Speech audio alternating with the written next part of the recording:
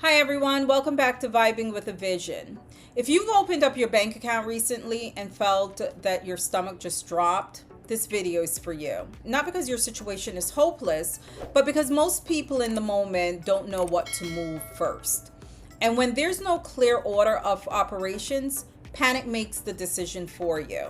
Today, I'm going to walk you through exactly what to do when your income is not covering your bills right now. Not next month, but right now. We're going to talk about how do we get past this hump, and then you're going to have to do an evaluation of your situation, of why you're in this position in the first place. Is this a one-off, or is this something that every so often show up, and you're going to have to do the work and kind of prevent these flare-ups from happening with your finances. But first, I want you to take a deep breath. You're not powerless. You may be stretched, but you are not stuck. The first mistake most people make when money is tight is they start paying whatever is loudest. So whoever's sending them the emails, whoever's calling them constantly, whoever feels the most urgent is who they're looking to pay. That's not a strategy, that's just reaction. Before you pay anything, write out every single bill you owe this month, the amount that is owed and the due date, and whether it's negotiable or fixed. And then from there, you're going to prioritize it, right? So if you have your housing, if you have your electric bill, if you have subscription, transportation to get to work, because if you don't go to work, you can't pay the bills. Once you have the full list, prioritize by consequences. Not by how much you think something costs or how guilty you feel about it. You want to prioritize based upon what the consequences are for these bills. We know housing comes first. Utilities, is right up there with houses. Losing your house is the hardest thing to recover from. Utilities to keep your home functioning, electric, water, heat, all of those utilities are some priorities. Transportation is tied to your income, so that is something that's also a priority for you. Food is not a bill, but it is an essential. That gets accounted for before anything else. But when it comes to your food bill, you might want to buy things that's on sale, brands that you didn't buy before. It's okay, buy them now because you are in crisis mode and you need to get out of it this month. Credit cards, subscriptions, non-essentials go last. They may take an effect on your credit, but they don't put you out of your home. The reason why you're doing this is when you can take a look at the whole big picture, the clarity will lower your anxiety.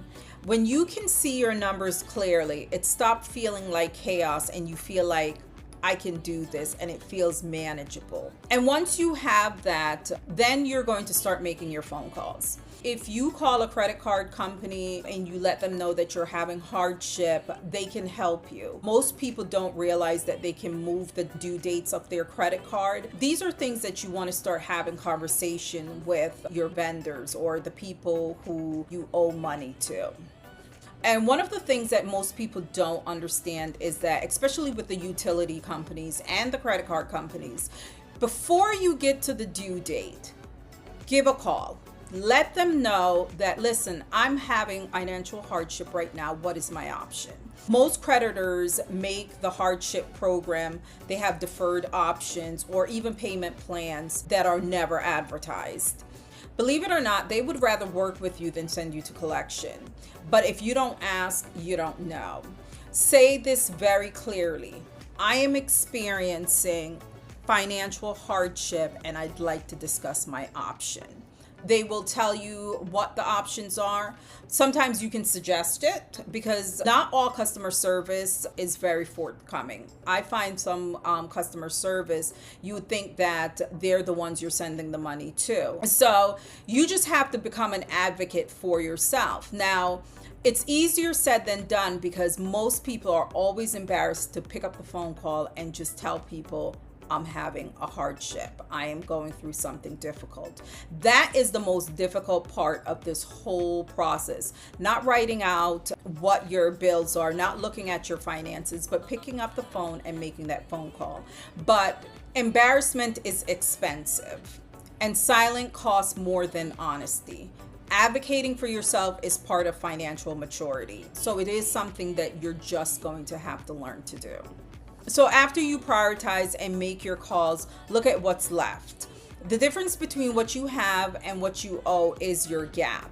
Your job is to close the gap with either few expenses or more income. If you ever want to know where money is going, this is something that I constantly say to everyone. I want you to pull 3 months of your bank statements. Once you've pulled the 3 physical bank statements, I want you to get 2 highlighters, one yellow, one green, whatever color you want, but it has to be 2 different colors.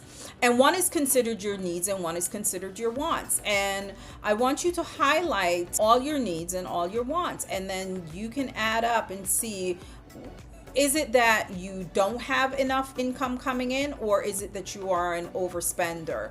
And that can also tell you how and where you're spending money, and is there money but you're just mismanaging it.